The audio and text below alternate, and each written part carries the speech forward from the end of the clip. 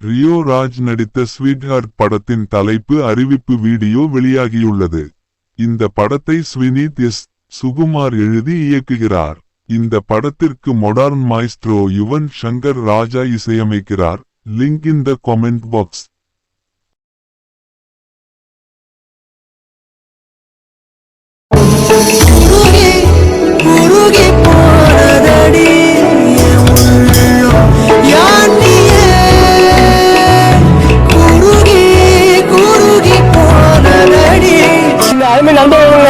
சின்ன சேனல் எதா இருந்தாலும் அது கொஞ்சம் ஆதரவு கொடுங்க.